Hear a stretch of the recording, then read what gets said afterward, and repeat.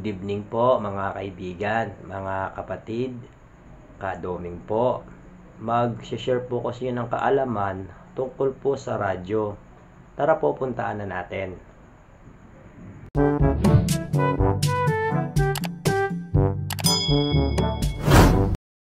Magandang hapon mga kapatid. Gusto ko lang i-share sa inyo itong gagawin kong paglalagay ng charger dito sa radyo na ito. Bali ito ay meron dating itong nakalagay. Ito ngayon nabunot siya, natanggal siya. Ngayon gustong ipabalik ng may-ari ito. Karamihan kasi dito sa mga radyo na ganito charger ang madalas masira pagka yung mga chargeable na radyo, yung dito yung saksakan niya, yung inya dito. I-share ko sa inyo kung paano tayo magrekta. Bali ang gagawin natin irerekta na natin dito mga kapatid. Titingnan natin kung merong ilinalabas na 5 volts itong kanyang charger.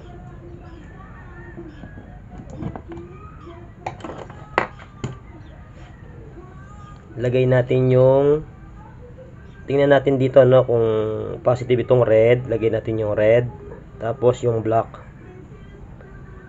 Ayan, bali meron siyang ilinalabas na 5.13 volts. Bali sa supply wala tayong problema, okay siya. Bali ito lang palang kulay red at kulay black ang kanyang supply.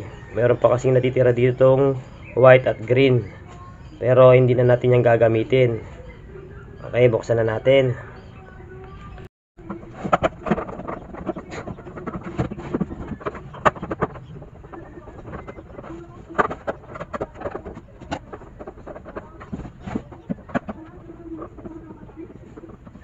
Ayan mga kapatid, nabuksan natin yung unit. Tanggalin muna natin itong kanyang mga wires.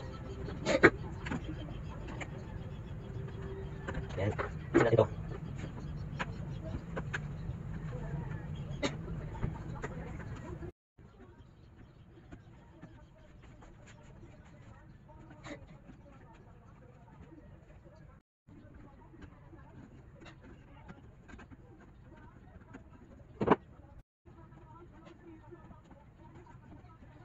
Guys, natanggal natin yung 2 volt na nagpukunik dito. Kasi natin ito sa kanyang case. Natanggal natin. Dito tayo sa likod.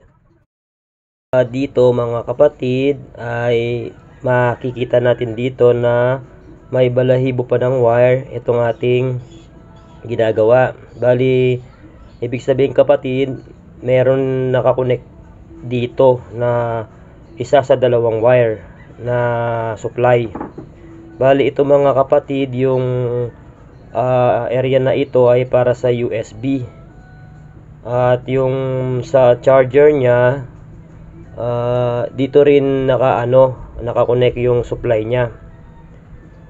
Dito sila kumuha ng positive at negative.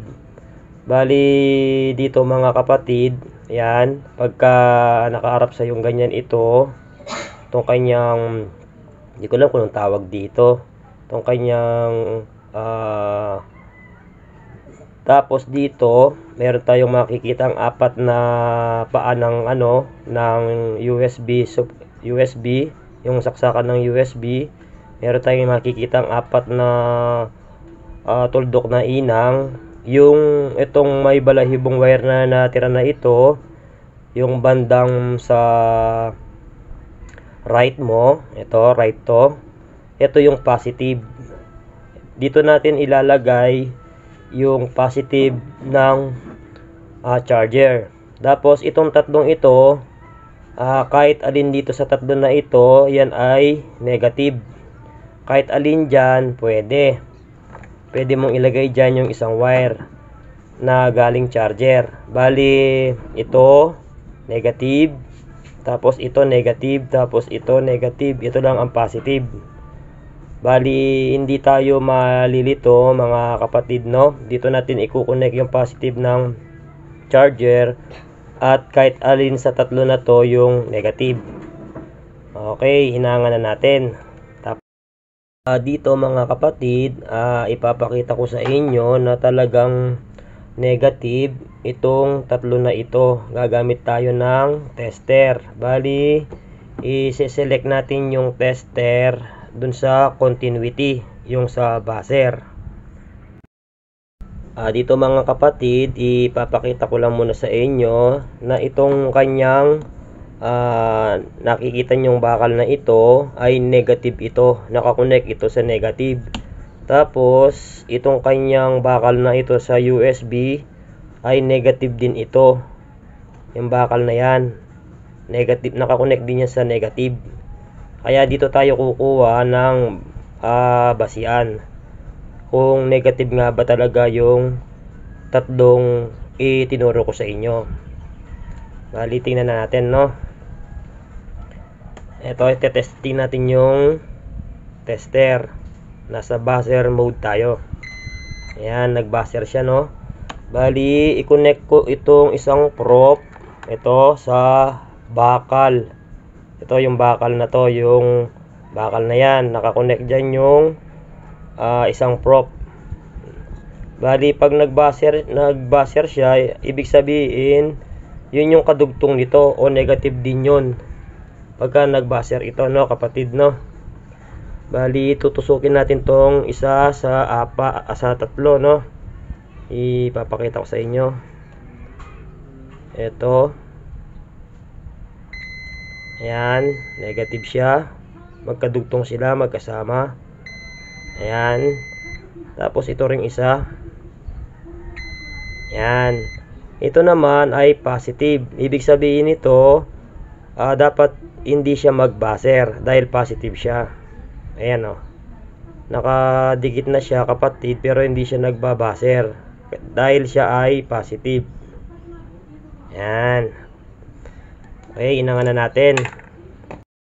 Ayan mga kapatid, no, linagyan ko siya ng soldering face.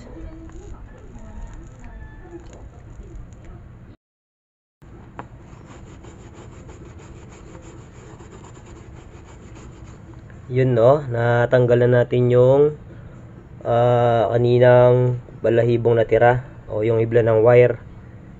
Bali, sumama na siya sa brass. Bali, ugaliin ninyo na pagkatapos manghinang ay gumamit kayo ng brush para matanggal yung mga talamsik na galing sa panghinang. Nakaka-short circuit kasi yun.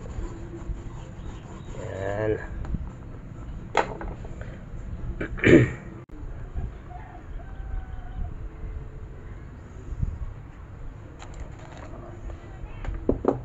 Ayan, no, na hinangan na natin o napalitan na natin yung dating inang na tinanggal natin. Tingnan natin ngayon, gagamit tayo ng tester kung hindi ba dumikit yung positive sa negative o sa ibang linya. Gagamit ulit tayo ng test lamp, tester. Dito dapat hindi siya mag buzzer. Bali, test natin. Negative yung isang prop, tapos negative to, dapat mag-buzzer siya. Negative, dapat mag-buzzer. Dito dapat hindi siya mag-buzzer. Pag nag-buzzer to, ibig sabihin short siya o sumama yung positive sa negative o nagdikit sila. Yun. Nagdikit yung positive at negative. Ayusin ko muna itong kanyang hinang.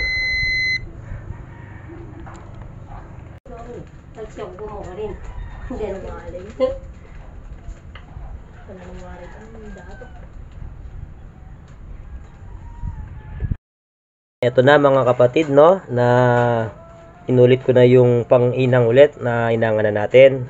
Subukan natin uli kung magbabaser pa ba siya. Lagay natin uli sa continuity. Ayan, nagbaser siya. Bali, negative. Yan. Tapos negative. Good. Negative. Yan. Tapos positive. Dapat hindi siya magbaser. Yan. hindi na siya nag-buzzer, ibig sabihin good na siya. Ilagay ko na ngayon yung negative at testingin na natin.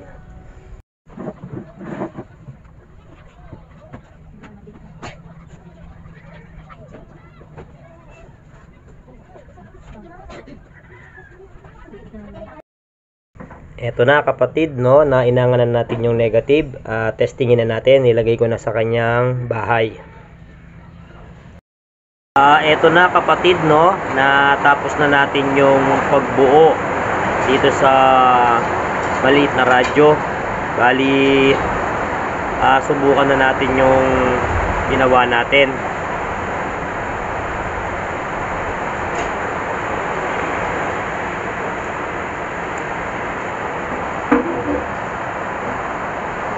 Napapansin nyo ba yung red light? Ayan siya, oh. Naka red light siya. Ibig sabihin nagcha-charge na siya. Maliwanag lang yung ating camera sa ilaw ng cellphone. Ayan, oh. Okay na siya. Buksan natin siya. Ayan, oh. Tapos yung kanyang display, hindi ko siya nagitna. Hindi umalis sa pagkasentro sa yung display niya, pero wala namang problema yan, ayos lang yan, hindi lang siya nakasentro. Okay na. Shoutout natin kapatid, no, yung may-ari. Shoutout kay Ate Mila tsaka kay Arnel Santos ng Barangay Takasan dyan sa May Makabebe. Okay na, salamat sa panonood. At kung nagustuhan nyo po yung ginawa ko pong videos, huwag nyo pong kalimutan na mag-subscribe po sa aking YouTube channel, mag-like po at i-share mo na rin. Salamat po sa panonood.